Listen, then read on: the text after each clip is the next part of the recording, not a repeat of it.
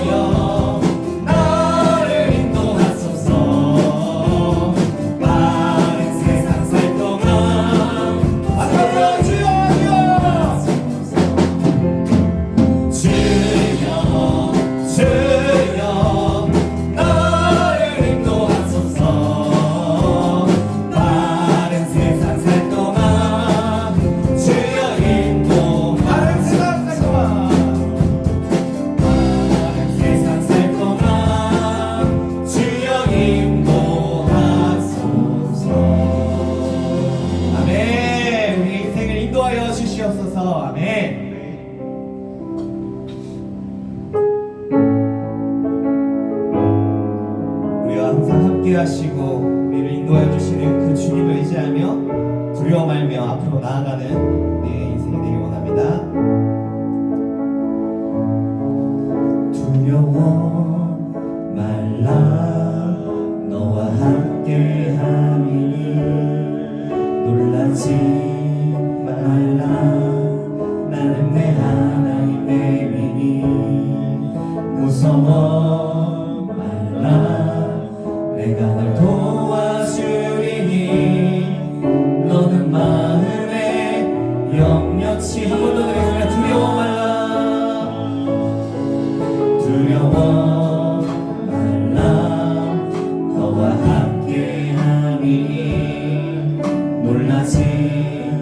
말라 나는 내 하나님 되리니 무서워 말라 내가 널 도와주리니 너는 마음에 염려치 말라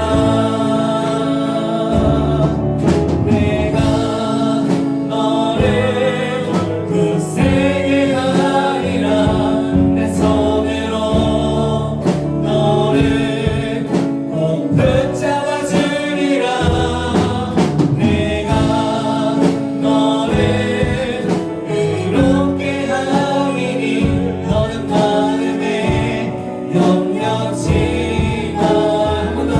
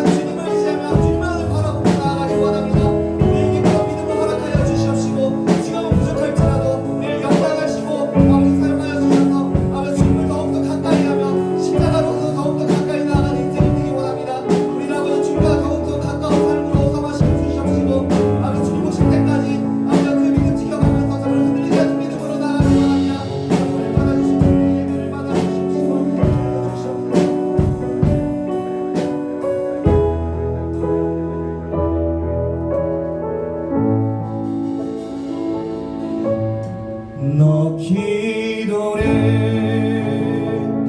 멈추지 마라.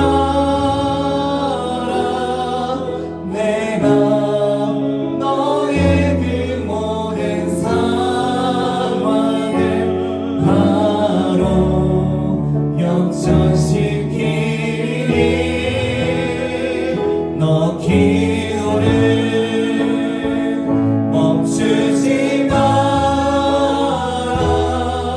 내가 잠시도 쉬지 않고 모든 것 지켜보고 있으니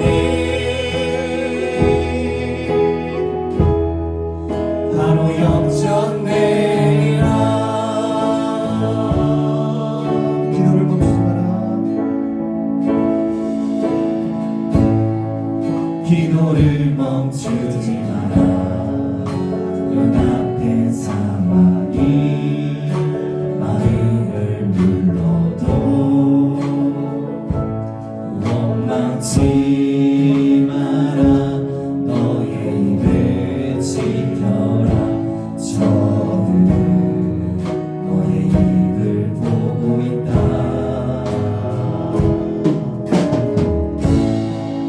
마음을 뺏기지 마라. 내가 널 도우지 않는다 소리에 너의 모든 게 불리해도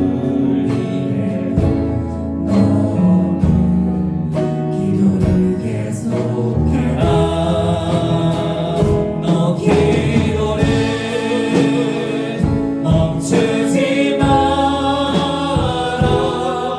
내가 너의 그 모든 상황을 바로 역전시키리. 너 기도를 멈추지 마라. 내가 잠시도 쉬지 않고 모든 것 지켜보고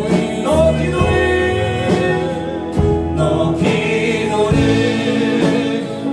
멈추지 마라. 내가 너의 그 모든 상황을 바로 역전시키리. 너 기도를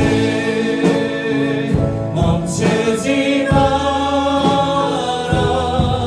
내가 잠시도 쉬지 않고 모든 것 지켜보고 있으니 바로 역전되리. 함께 기도하며 나가겠습니다. 우리 역전의 하나님, 아버지 지금 어려울지라도 지금 아버지 정말 낮은 곳에 있을지라도 주님께서 주님의 힘으로 주님의 손으로 우리를 역전시키실 그 주님을 믿으며 함께 기도하며 나아가겠습니다.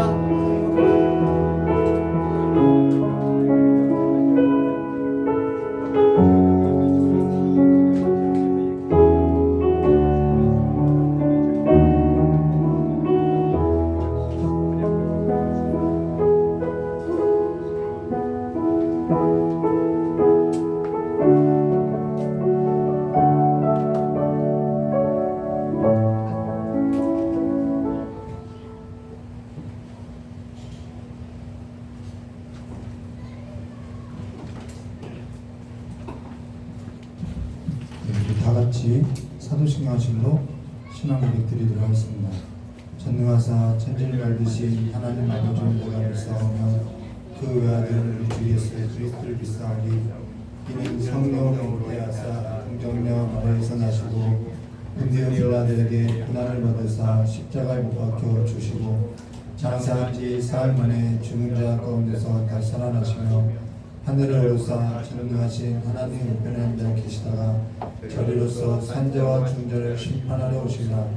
성령을 믿사오며 거룩한 공예와 성도와 서로 통하는 것과 죄를 사하시는 것과 몸이 다해 사는 것과 영원히 사는 것을 믿사옵나이다.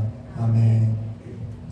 예, 우리 찬송가 174장 다 같이 부르신 후에 우리 임경재 권사님 나오셔서 대표로 기도해 주시겠습니다. 174장입니다.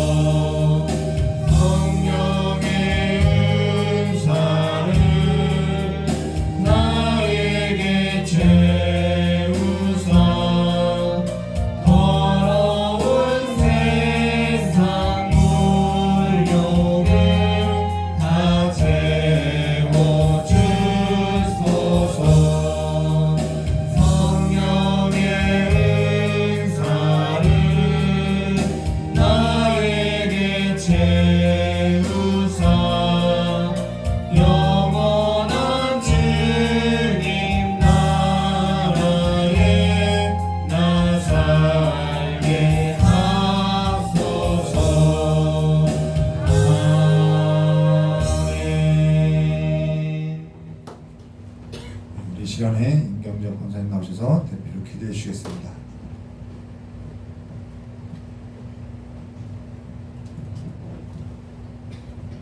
기도드리겠습니다.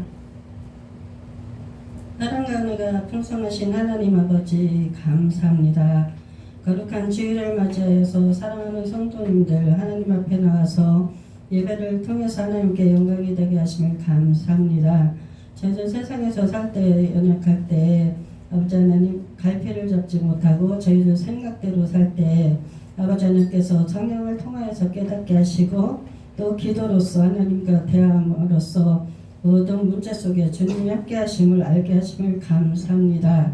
아버지 하나님 오늘 이렇게 찬양을 통하여서 영광받게 하신 하나님 아버지 저희들 삶의 찬양이 되게 도와주시고 아버지 하나님을 찬양하는 것이 얼마나 귀한 것인지 마음으로 깨닫게 하시고 찬양의 아버지 그 찬양의 아버지 내용들이 저희들 마음의 기도가 될 수 있도록 도와주시옵소서.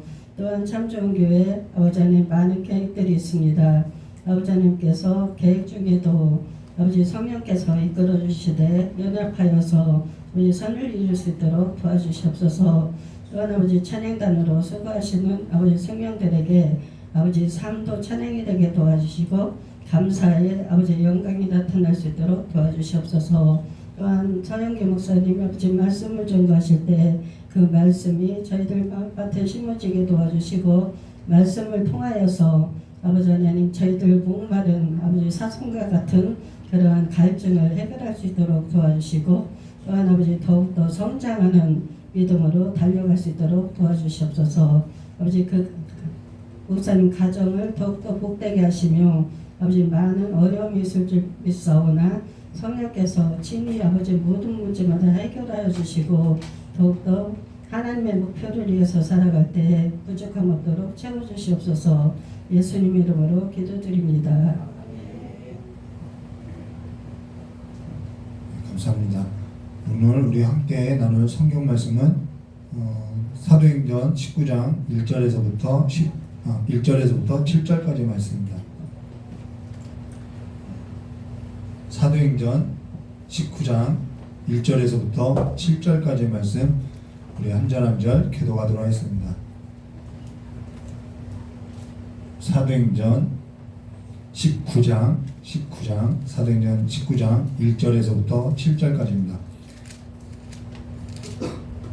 신약성경 220페이지 제가 먼저 교도하도록 하겠습니다. 아볼로가 고린도에 있을 때 바울이 윗지방으로 다녀 에베소에 와서 어떤 제자들을 만나 가로되 너희는 믿을 때 성령을 받았느냐? 가로되 아니라 우리는 성령에 있는 듯 듣지 못하였노라. 바울이 가로되 그러면 너희가 무슨 세례를 받았느냐? 대답하되 요한의 세례로다. 바울은 가로되 요한이 회개로 세계를 그에게 말하되 내 뒤에 오시는 이는 믿으라. 이는 곧 예수라 하거늘. 저희가 듣고 주 예수의 이름으로 세례를 받으니 성령이 그들에게 임하심으로 강원도 하고 영원도 하니. 함께 했습니다. 모두 12사람쯤 되니라. 아멘.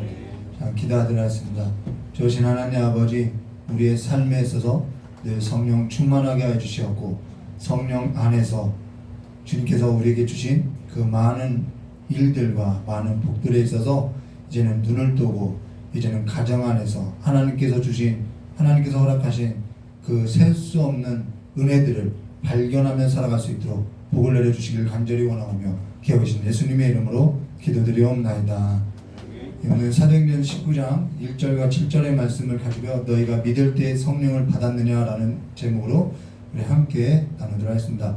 전에 우리가 사도행전 11장 1절에서 18절 나눌 때 유대에 있는 사도와 형제들이 이방인에게도 하나님의 말씀을 받는다고 해서 사도 베드로가 예루살렘에 올라왔을 때 이 할례자들이 이 사도 베드로를 비난했던 적이 있었는데, 그때 사도 베드로가 이방인 고넬료 집에 성령이 임한 걸 보고 그들에게 세례를 베풀다고 하면서 이 고넬료 가정에 있었던 이야기를 그 유대에 있던 사도들과 형제들과 할례자들에게 이렇게 전한 이야기가 있었다라는 것이죠. 근데 여기에 있어서 사도행전 11장 16절과 18절 말씀 보시면은 이렇게 말씀하고 있죠. 내가 주의 말씀에 요한은 물로 세례를 베풀었으나 너희는 성령으로 세례를 받으리라 하신 것을 생각나느라. 이게 고넬료 가정에 갔는데 이 주의 말씀이 생각났다라는 거예요. 그런즉 하나님이 우리가 주 예수를 믿을 때 주신 것과 같이 선물을 그에게도 주셨으니, 자, 주 예수를 믿을 때 주신 것이 뭐예요? 선물인데 그게 성령이라는 거예요.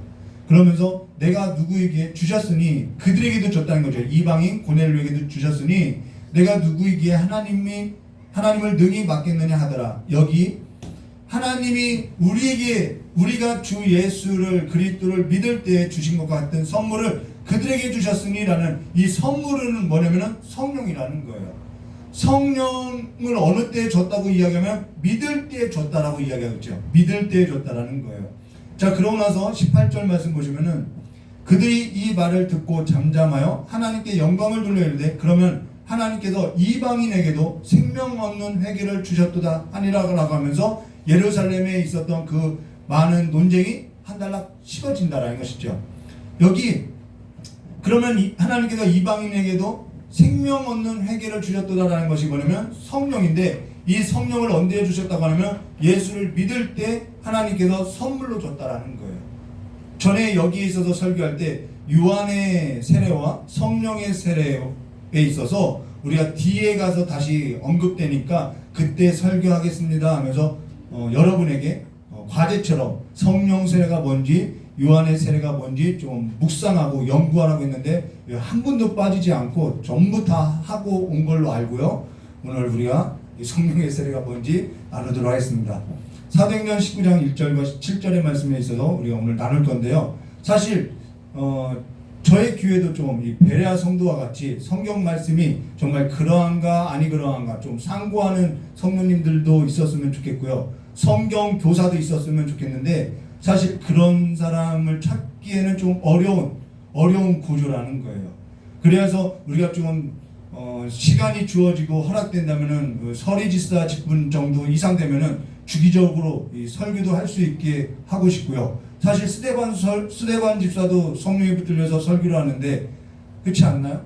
그리고 또 주기적으로 성경고사도 보아야 하고 신앙 교육도 해야 하는데, 사실 전에 제가 전도사 사역을 할 때 전에 사역하던 곳에서 예배하기 전에 한 주간 묵상했던 그 말씀을 가지고 이렇게 성도님들하고 나눴는데 그때 이런 얘기를 했어요. 동산 중앙에 생명나무와 선악을 알게 하는 나무가 있다고 했더니 깜짝 놀라면서 어떤 권사님이 저에게 전도사님 동산에 그런 나무도 있나요? 라고 해서 오히려 제가 더 충격받았던 적이 있었다는 거예요. 근데 그 권사님께서 전에 사역하던 그 교회에 개척할 때부터 있었던 성도인데 그 개척할 때부터 있었기 때문에 권사 직분도 줬는데 성경 말씀을 몰라도 너무 모르더라는 거예요. 그러한 일이 있을 수 있다는 것이죠. 그러니까 답답하지 않겠냐는 거예요. 직분도 있어도 예배당에 나온 세월이 있어도 성경을 가르쳐 줄 자가 없다는 것은요, 이게 정말 현실이고요. 이게 정말 목회자의 책임이라는 거예요. 신학을 했기 때문에가 아니라 이 성경 말씀은 성령께서 조명하고 깨닫게 하시는 걸로 열어진다라는 거예요. 그만큼 성도의 삶에 있어서 성령께 지배를 두고 살아가는 삶이 이제는 희미해져 가고 있다는 것이죠. 그를 아는 자에게나 그를 모르는 자에게 성경을 가르쳐서 전하려고 해도, 가르치려고 해도, 그들에게 이 글을 읽게 해도 하나님의 말씀에 있어서는 가려진 시대가 바로 지금 현실이라는 것이죠. 오늘 교회가 여러 가지 일로 인해서 가슴 아파하고 서로 공감도 하지만은 사실 무엇보다 이 교회가 가슴 아파할 일이 뭐냐면 하나님의 말씀에 있어서 가려져 있다라는 사실에 있어서 우리가 좀 가슴 아파해야 한다는 거예요. 말씀에 있어서 무감각하게 된 그 삶에 있어서 가슴을 쳐야 하고요. 근데 말씀에 있어서 무감각하게 된 그 삶에 있어서 정말 하나님의 그 이상이 보이지 않는 이러한 현실에 있어서는 가슴 치지 않는 것이 오늘 교회 현실이라는 것이죠. 자, 그러면은 오늘 우리가 나눌 이 성경 말씀에 있어서 함께 나눌 건데요. 사도행전 19장 1절부터 7절에 있어서 나누기 전에 먼저 이 시간의 흐름을 우리가 좀 살펴봐야 하는데요. 시간의 흐름에 있어서 보려면은 사도행전 18장 19절부터 23절부터 우리가 다시 한번 보면요. 19절부터 제가 봉독하고 있습니다. 바울이 더 여러 날 머물다가, 여기서 더 여러 날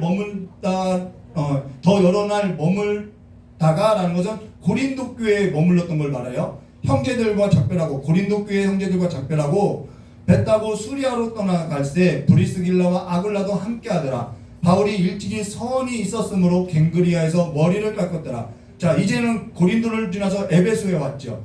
20절에요. 에베소에 와서 그들을 거기 머물게 하고 자기는 회당에 들어가서 유대인들과 변론하니, 자, 브리스길라와 아굴라는 고린도에서 같이 있는데 에베소까지 왔다라는 거예요. 그리고 바울은 지금 회당에 들어가서 유대인들과 변론하죠. 자, 21절에요.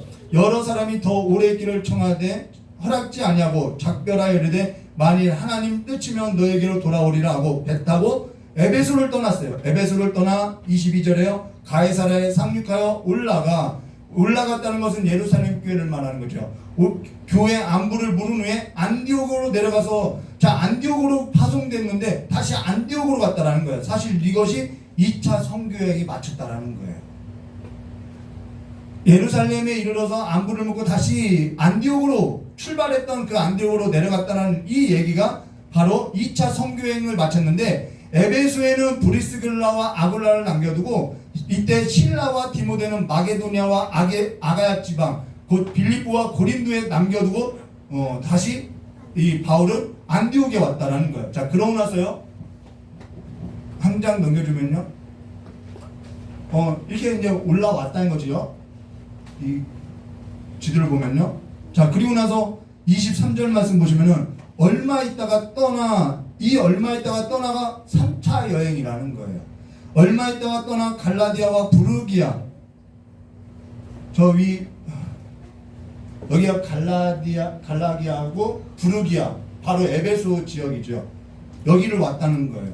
그러니까 바울이 3차 여행을 시작했는데 23절에 얼마 있다가 떠나 갈라디아와 부르기아 땅을 차례로 다니며 모든 제자를 굳건하게 하니라라는 것이 3차 전도여행이라는 것이죠. 이것이 우리가 글을 읽을 때 이렇게 구분이 없다라는 거예요. 자, 근데 에베소에는 누가 있었느냐면은 브리스길라와 아굴라가 남아 있었죠. 그때 바울은 떠나 있었을 때 누가 이 에베소에 왔냐면은 바로 아굴로라는 거예요. 그것이 사도행전 18장 24절에 알렉산드리아에서 난 아굴로라는 유대인이 에베소에 이르니 이 사람은 언변이 좋고 성경에 능통한 자라. 자, 근데 그가 요한의 세례만 알았다라는 것이죠. 25절부터 28절에요. 그가 일찍이 주의 도를 배워 열심히 예수에 관한 것을 자세히 말하며 가르치나 요한의 세례만 알 따름이더라. 그가 회당에서 담대히 말하기를 시작하거늘 브리스길라와 아굴라가 에베소에 있었던 거죠. 아굴라가 듣고 데려다가 하나님의 도를 더 정확하게 풀어 이르더니 아굴루가 아가야로 건너다가 에베소에 왔다가 브리스길라와 아굴라를 만나고 나서 그들에게 하나님의 도를 가르침을 받고 아가야 지방 고린도로 다시 갔다라는 거예요. 아굴루가 아가야로 건너가고자 함으로 형제들이 그를 격려하고 제자들에게 편지를 써 영접하라 하였더니 그가 감에 고린도로 갔다는 얘기죠. 그가 감에 은혜로 말미암아 믿는 자들에게 많은 유익을 주니 이는 성경으로서 예수는 그리스도라고 증언하여 공중 앞에서 힘있게 유대인들의 말을 이깁니다. 자, 아굴로가 에베소를 떠나서 어디로 가냐면 고린도로에 갔어요. 고린도는 어떠한 곳이냐면 바울이 전에 사역했는데 바울이 고린도에서 사역할 때 바울을 비방하고 대적했던 곳이 고린도라는 거예요. 하나님은 그냥 그렇게 그냥 끝내지 않죠. 그래서 하나님께서는 고린도에 성경에 능한 아굴로를 보내서 대적하던 그 고린도 지역의 유대인들을 꺾어놨다라는 거예요. 이겨놨다라는 것이죠. 그로 인해서 고린도에는 어떠한 사람들도 생겨나냐면 고린도전서 3장 4절에 어떤 이는 말하되 나는 바울에게라 하고 다른 이는 나는 아굴로에게라 하니 너희가 육의 사람이 아니니라 라는 것으로서 아굴로당도 생겨났다라는 거예요. 그래서 생겨난 거죠. 그러나 사실 여기서 중요한 것은 심는 자나 물 주는 자나 사실 아무것도 아니에요. 자라나게 하신 것은 하나님 외에밖에 없다라는 것입니다. 그걸 얘기하고 있죠. 사실 성장하는 것이 하나님의 은혜인데 사실 성장이 그냥 되느냐? 하나님께서는 성장시키기 위해서 이 신앙 공동체 안에 성도를 묶어둔다라는 거예요. 여기서 이제 갈고 또 하면서 성장하게 되는 것이죠. 그러면 오늘 우리가 함께 나눌 성경 말씀, 자, 사도행전 19장 1절과 2절 말씀 보시면은 아볼로가 고린도에 있을 때 바울이 윗지방으로 다녀, 여기 갈라디아와 부르기아 다녀왔다는 것이죠. 윗지방으로 다녀 에베소에 와서 어떤 제자를 만나 이르되 너희가 믿을 때 성령을 받았느냐? 이르되 아니라 우리는 성령이 계신도 듣지 못하였느라. 여기 아볼로가 고린도에 있을 때라는 거예요. 그리고 바울은 우리가 앞서 나왔던 성경 말씀과 같이 갈라디아와 부르기아 땅을 지나서 에베소에 왔는데 어떤 제자들을 만났다는 것이죠. 근데 여기 어떤 제자에 있어서 해석을 해야 하는데요. 여기 어떤 제자를 예수의 제자라고 하는 경우도 있는데요. 사실 그렇지 않아요. 이 글은 누가가 썼는데 누가가 글을 쓸 때 예수의 제자라고 할 때는 반드시 정관사를 붙인다라는 거예요. 근데 여기에는 정관사가 붙이지 않았다라는 거예요. 그럼 이거는 그냥 예수의 제자가 아니라 그냥 어떠한 사람들의 제자라는 거예요. 예수의 제자가 아니라는 거예요. 그냥 좀 요한의 제자에 가끔 어떠한 복음을 듣고 어떠한 가르침을 받고 이러한 제자라는 거예요. 자, 그러고 나서 그들에게 너희가 믿을 때 성령을 받았느냐 하니까 아니라 우리는 성령이 계신도 듣지 못하였느냐 하는데 여기 너희가 믿을 때 성령을 받았느냐에 있어서 해석이 너무나도 달라져요. 그래서 교파가 달라진다는 것입니다. 이 한 구절 때문에 교파가 달라지는 거예요. 너희가 예수를 믿을 때 그러니까 신앙생활하고 예수 그리스도를 믿은 후에 성령을 받았느냐라고 간혹 전할 때가 있다라는 거예요. 그로 인해서 예수를 믿고도 내가 성령 받았나 착각하게 만든다라는 거예요. 저 역시도 그런 시기가 있었어요. 난 예수를 영접하고 4살 때 예수를 영접하고 예수를 믿고 신앙생활을 하는데 갑자기 집회에 참석했는데 강사 목사님이 너 예수 믿을 때 성령 받았어? 라고 하니까 내가 받았나? 왜요? 그런 극적인 체험이 없다 보니까 의심하게 되는 거죠. 그러나서 너 은사 받았어? 너 방언하니? 뭔가 극적인 체험이 없으니까 내가 받았나? 내 꼬라지를 보니까 안 받은 것 같다라는 거예요. 그러고 나면은 그때부터 블루블루 해야 한다. 그럼 어떻게 해요? 블루블루 하고 신앙에서도 경쟁하게 되고 그러다 보면은 반드시 뭐가 찾아오면 율법주의가 찾아온다는 거예요. 내가 뭔가를 했기 때문에 방언을 받았지. 너 방언 못 받았지? 그러니까 너는 방언 못 받은 거야. 최소 40일은 금식 작정해야 돼. 이런 율법주의, 행위주의가 나오는 거죠. 그렇게 되면은 정성을 드리려고, 지성을 드리려고 종교가 은혜가 아니라 율법주의가 되는 거예요. 종교가 과열되지요. 그래서 막 너 몇 번 쓰러졌냐? 나는 3번 쓰러졌다. 나는 10번 쓰러졌다. 이런 경쟁이 일어나는 거예요. 계층이 나눠지는 거죠. 그래서 방언을 하는 자와 방언하지 못하는 자. 저 역시 여기에 있어서 굉장히 큰 피해자 중에 하나라는 거죠. 신앙의 혼선을 낳게 된다는 거예요. 그러면서 내가 성령 받았나? 물과 성령으로 좀 말씀은 좀 알아요. 3년 정도 다니면요. 물과 성령으로 나지 않으면 하나님 나라에 못 간다 했는데 나 하나님 나라 못 가면 어쩌지? 불안하게 됐지요. 그러니까 더 불루불루 하다가 지쳐서 쓰러지게 됐죠. 나중에는 화가 나지요. 내가 이렇게까지 열심히 했는데 왜 나를 사랑하지 않고 방언도 주지 않고 처음에는 내가 지옥 가나 두려워하다가 나중에는 왜 이렇게 열심히 하는데도 왜 내게 성령을 주지 않지? 화가 난다라는 거예요. 신앙에 있어서 안 해본 것이 없죠. 그래서 그러고 나서 혹독한 시기를 지내고 나서 결국 성경 말씀을 읽고 성경을 연구하고 성령의 도움을 받아서 아 이게 성경이 이렇게 말하고 있구나 깨닫게 된다라는 거예요. 그런 혼선을 낳게 된다라는 것이죠. 그래서 성경을 읽으라고 하는 거예요. 여기 너희가 믿을 때 성령을 받았느냐라는 말은 믿은 후에 너희가 예수를 믿고 나서 성령을 받았느냐라는 것이 아니라 너희가 믿을 때 성령을 받았느냐라는 것은 믿을 때와 받을 때가 그 시제가 같다라는 거예요. 개혁주의 입장에서 말하는 성령은 예수를 믿을 때 성령님께서 그 마음의 역사에서 다 예수를 주라 시인하지요. 그게 성령의 역사라는 거예요. 그게 성령세라라는 거예요. 극적인 거 없을 수 있다라는 것이죠. 근데 일부 은사주의와 신비주의, 신사도운동, 율법주의, 종교열광주의 막 이상한 영상들 많아요. 막 쓰러뜨리고 하는 그런 영상들. 초교파주의 이러한 것은 너희가 예수를 믿어도 성령 받아야 한다고 이야기하지요. 이 본문이 그렇게 사용되죠. 예수를 믿어도 성령 받아야 한다고. 근데 여기 이 본문이 바로 이 본문 때문에 그런데요. 여기 사도행전 19장 6절과 7절 너희가 믿을 때에 성령을 받았느냐라는 것은 이게 그냥 같은 시제라는 거예요. 그렇게 해서 한국교회가요 여기까지 달려와서 이 지경 났다라는 거예요.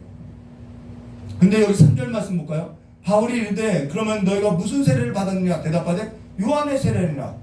성령 세례와 요한의 세례라고 분명히 이야기하고 있다라는 거예요. 이들이 들었던 거는 요한의 세례이고 물 세례이고 회개 세례라는 거예요. 그러면은 여기 그러고 나서 4절과 5절에 이렇게 말이죠. 바울이 이르되 요한이 회개의 세례를 베풀며 백성에게 말하되 내 뒤에 오시는 이를 믿으라. 믿으라 하였으니 이는 곧 예수라 하거늘 그들이 듣고 주 예수의 이름으로 세례를 받으니 바울이 그들에게 안수하며 성령이 그들에게 임하시는 자 방언도 하고 예언도 하니 모두 12사람이라. 이걸 가지고 꼭 성령 세례는 꼭 방언과 예언의 은사가 따라온다라고 이야기하니까 일부 어떠한 교파에서는 너 방언 받았니? 못 받았니? 이걸 가지고 이야기하는 거죠. 고린도전서 12장 3절 말씀 보시면은 그러므로 내가 너희에게 알려니 하나님의 영으로 말하는 자는 누구든지 예수를 저주할 자라 하지 아니하고 또 성령으로 아니하고는 누구든지 예수를 주시라 할 수 없느니라. 예수를 주라고 믿을 때 예수를 주라고 시인하는 것은 내가 하는 것이 아니라 내 안에 성령님께서 행하여 주신다라는 거예요. 이미 그것이 성령 세례라는 것이죠. 성령의 내주하심이라는 거예요.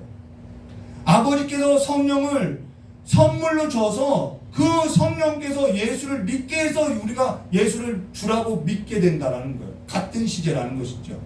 그러면은 여기 바울이 이르되 요한이 회개의 선물을 베풀며 백성에게 말하되 내 뒤에 오시는 이를 믿으라 하였으니 이는 곧 예수라 하거늘 그들이 듣고 주 예수의 이름으로 세례를 받으니 라는 것은 앞서서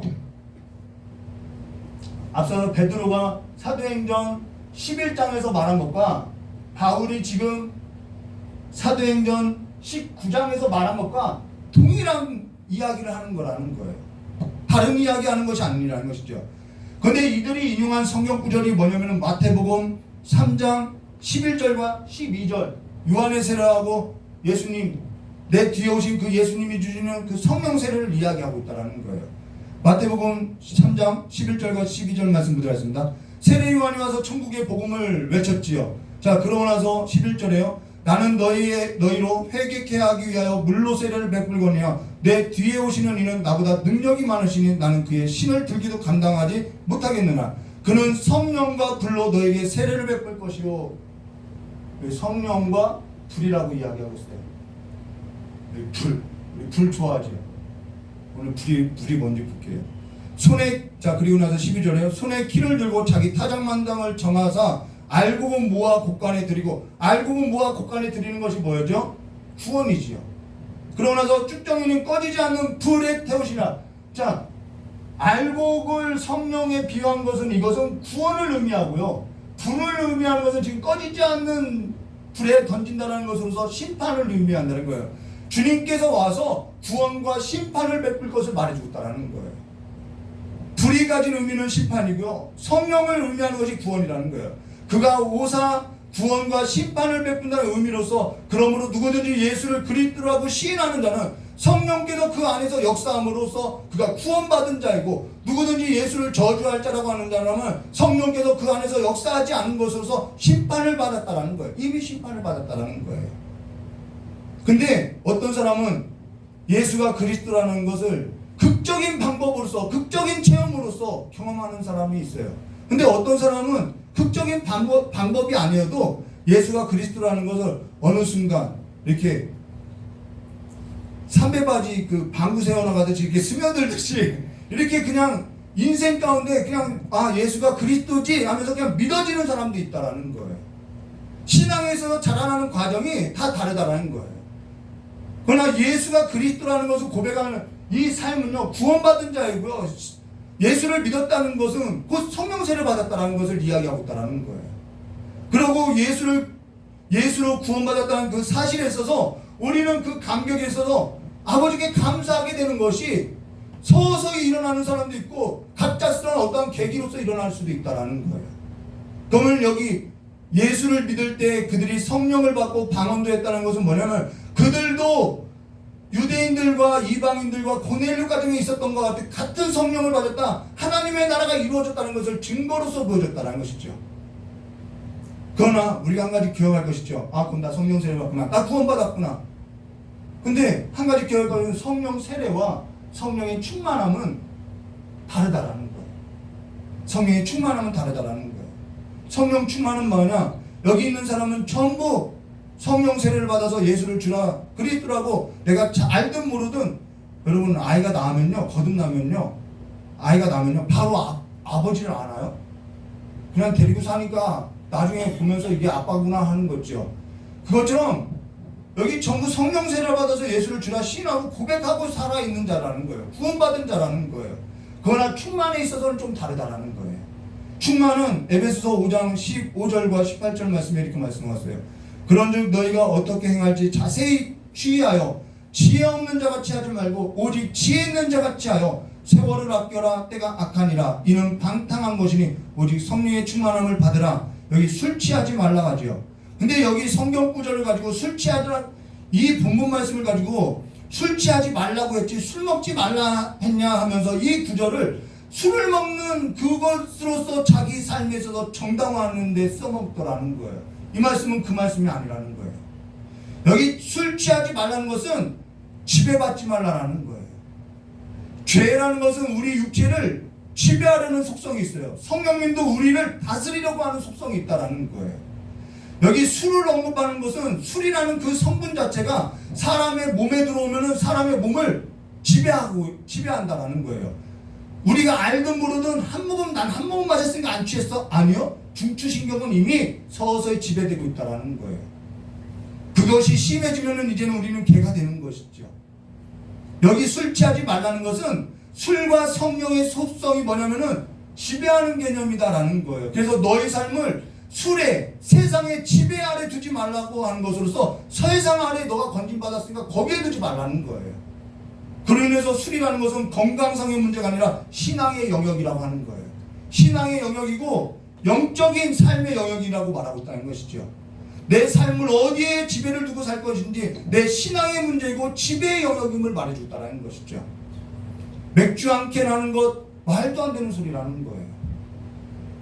그로 인해서 술 먹지 말라고, 이는 방탕한 것이니. 여러분 왜 방탕이 나오는 줄 아세요? 방탕, 세상의 삶을 지배 아래 두면 방탕하는 것이죠. 그게. 근데 방탕이 뭐냐면 앞서서 세월을 허비하는 삶. 왜 이 방탕과 허비가 나오냐면은 불순종이라는 거예요. 내가 성령께 지배 아래 두지 않는 삶, 그 불순종으로 인해서 방탕이 온다는 것이죠. 그래서 이스라엘 백성이 이 하나님의 약속의 나라에 들어가는 것이 10하루길인데 몇 년이 걸린 거예요? 40년 걸렸죠. 그걸 뭐라고 하면 허비라고 하고 낭비라고 하고 방탕이라고 하는 거예요. 그 방탕 방탕이 어디에 두냐면 성령께 지배 아래 두는 삶에 두지 않고 자기 삶을 자기가 구원받았는데도 불구하고 애굽에 두고 아유 이랬으면 좋았으면 저랬으면 좋았으면 그 불순종한 마음 가운데서 허비가 오고 방탕이 오더라는 거예요. 이건 술의 문제가 아니라는 거예요. 이 구절 가지고 취하지만 말라고 그런 말이 어디냐는 것이죠. 이러한 해석되어 성경을 모르니까 이런 말을 하는 거예요.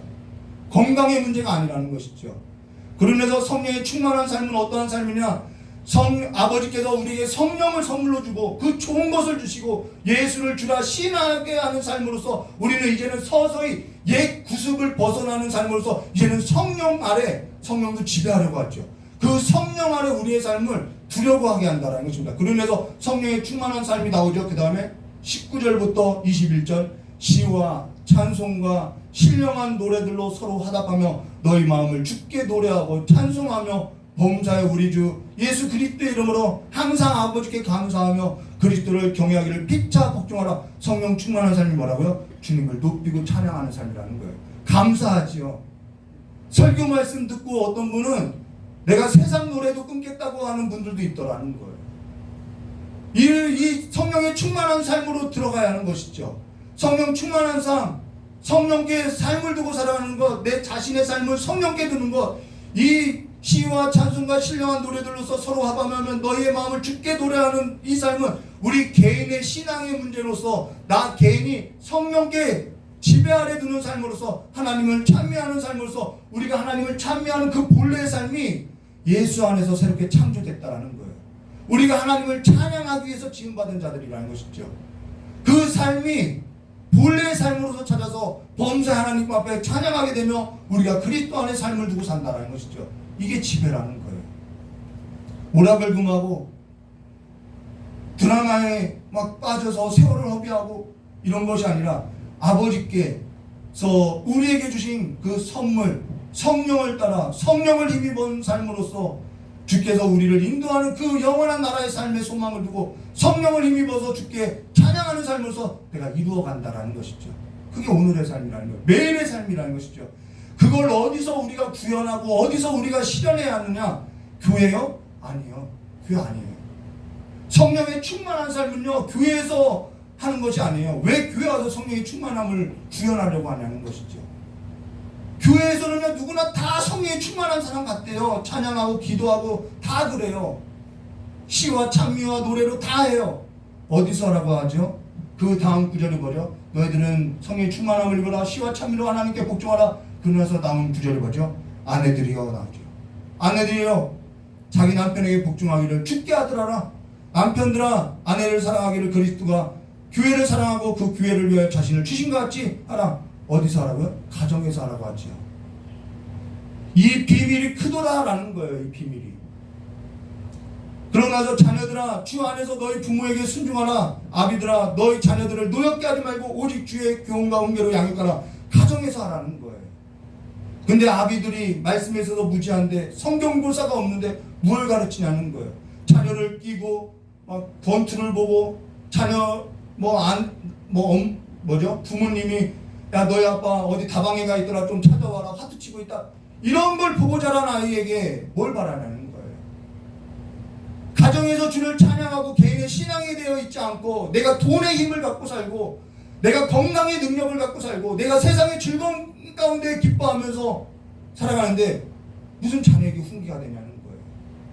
성령 충만은 저와 여러분의 개인의 삶에서부터 하나님께서 이루신 그 가정 안에서 성령 충만한 삶을 이루는 것이 어디냐면 이 가정이 가장 최전방이라는 거예요. 가정이 최전방이라는 거예요. 가정이 무너지면요 교회도 무너지는 거예요. 저 역시 성령 충만한 현장을요 교회가 아닌 가정에서 이루려고 기도하고 있어요. 옛 마귀 사단은요 처음부터 하나님께 충만한 삶이 되지 못하도록 하나님의 그 지배 아래 두는 삶을 되지 못하도록 에덴 동산에서 부부의 관계부터 끊어놓고 있다는 것이죠. 사실 저에게 있어서 교회가 중요하냐 가정이 중요하냐 묻는다면 저는 가정이라고 이야기하고 성도님 여러분에게도 가정을 지키라고 할 거라는 거예요. 성령을 소명하지 말고 성령을 충만해서 가정 안에서 일어나는 그 모든 일에 있어서 주가 다스리는 삶으로서 주를 높이고 그 주님께서 우리의 삶에 있어서 그 창세전에 이루신 그 아름다운 복, 하나님께서 다스렸던 그 나라, 그 동산을 이루시기를 주님의 이름으로 축원합니다. 이게 성령 충만이라는 것입니다. 하나님께서 역사할 때 가정을 구원하는 그 역사 가운데 오늘 저 여러분이 가정에 한 사람만 성령께 붙들린 사람만 있어도요, 한 사람이 아니라 가족 그 구성원 전부가 구원받는 것을 지금 성경에서 말하고 있다는 거예요. 성령 안에 삶을 두시기를 다시 한번 주님의 이름으로 축원합니다. 같이 기도하도록 하겠습니다.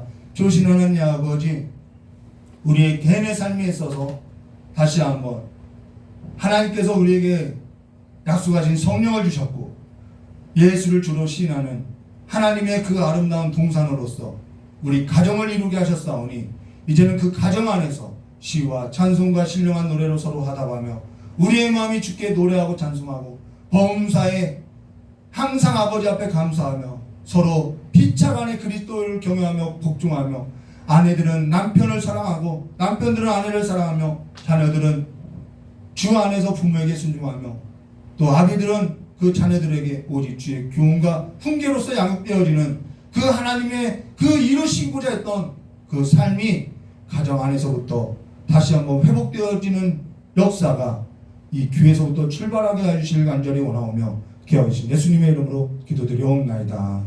우리 다 같이 찬송가 172장 부르심의 깨달은 말씀 붙들고 기도하도록 하겠습니다.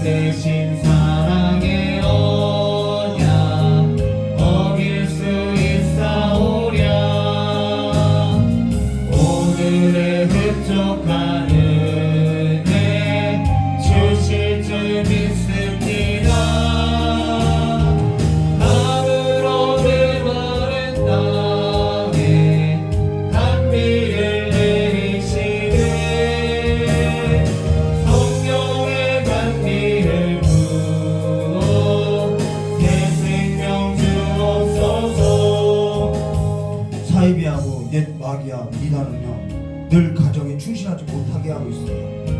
여러분 가정에 충실하시고 가정을 돌보시고 가정을 지키시는 것이 성령 충만한 삶이라는 것을 기억하고 이 시간에 깨달은 말씀 붙들고 주여 삼창하고 기도하도록 하겠습니다.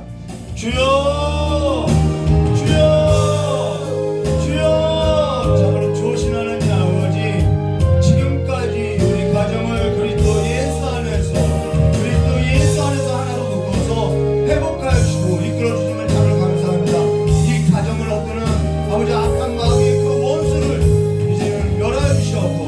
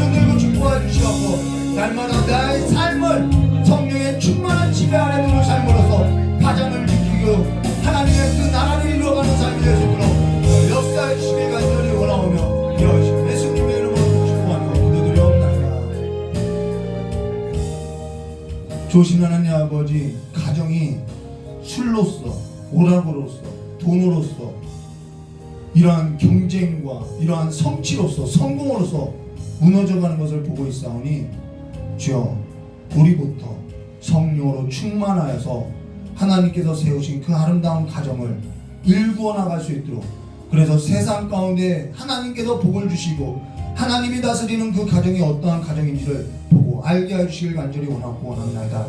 이제는 또 가정을 이룰 우리 귀한 청년들의 삶이 있사오니 그들에게 만남의 복을 허락하여 주시옵고 좋은 배우자를 주셔서 하나님께서 이루신 그 가정을 이루어서 날마다 시와 찬송과 노래가 끊이지 않은, 세상이 가져다 줄 수 없는 하나님께서 주시고자 했던 그 아름다운 노래가 끊이지 않는 가정 되게 하여 주시옵고, 아버지, 어린아이들이 일찍이 이 하나님의 크고 놀라운 비밀을 깨달아서 어릴 때부터 좋은 선생을 구하고 좋은 친구를 구하고 좋은 배우자를 만나서 바른 길을 가고 바른 삶으로서 좋은 하나님의 나라를 이루는 삶이 될 수 있도록 주 두 손 들고 축복하여 주시길 간절히 원하고 합니다.